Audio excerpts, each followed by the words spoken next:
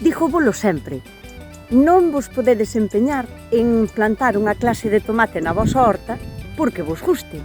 A quen lle ten que gustar a vosa horta é a esa clase de tomate.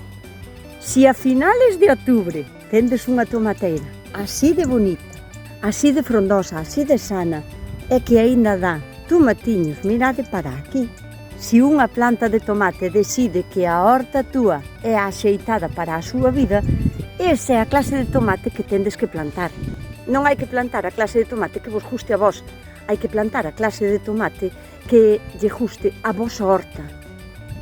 Esta planta para o ano vai a ser a reina da miña horta.